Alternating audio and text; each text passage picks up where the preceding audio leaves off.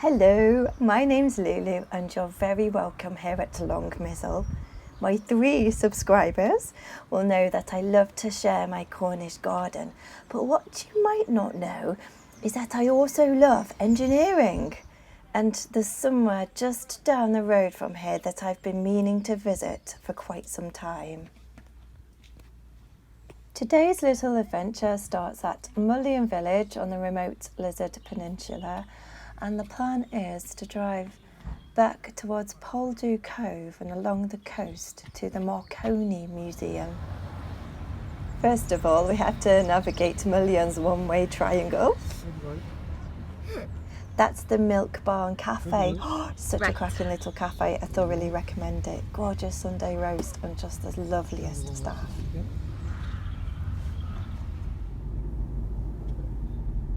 The Admiral is doing his finest Max Verstappen Formula 1 driving down here.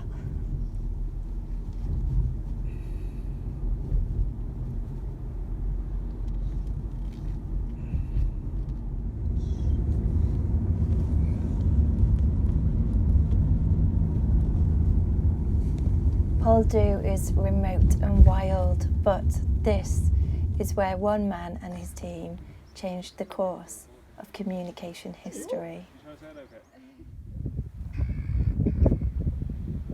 Where I am stood is where in 1901 the very first transatlantic wireless signal was sent and successfully received over 2,000 miles away in Newfoundland. The Italian engineer and entrepreneur Guglielmo Marconi was only 22 when he set up his wireless station. Today we can still see the tiles and foundations of the building. After a set of experiments across the English Channel, Marconi became convinced that radio signals would travel beyond the horizon. And the agreed signal that his team sent to him once Marconi had travelled to Newfoundland, ... Morse code for the letter S, believed to be picked because it cut through the static sound and also it required less power. What they didn't realise at the time, the radio signals didn't stretch far beyond the horizon or follow the curvature of the Earth as Marconi believed. They were actually bouncing off the ionosphere, meaning the signals travelled better at night time. Of course, things hadn't gone completely to plan because a storm had ravaged the original 20 masts, which were then replaced with a simpler 4 masts. Thanks to the National Trust and the Poldhu Amateur Radio Club, there's a tiny museum dedicated to Marconi's work. Here we received a very warm welcome from the wonderful club volunteers. We were able to have a look in the transmission room, plus have a go at Morse code.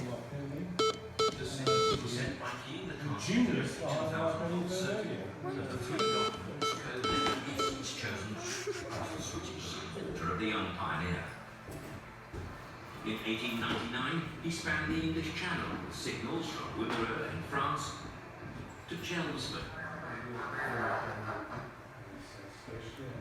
Communication across great distances.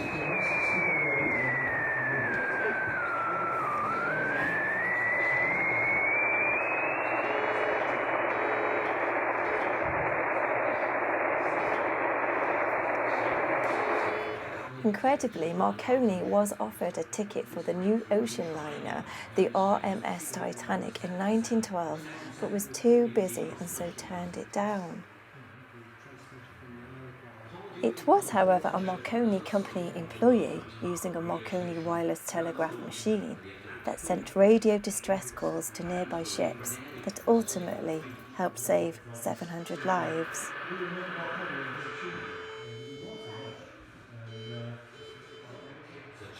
Charge him up so we could listen to the radio on Saturday, Sunday night. Double your money, Huey Green and Michael Mann. If you'd like to see the Newfoundland end, please do check out Greta's garden. I'll put a link in the description. Greta stopped at a snowy Signal Hill a couple of weeks ago on her seed store road trip, and she inspired this video. Thank you so much for watching, and I hope to see you soon. Bye bye.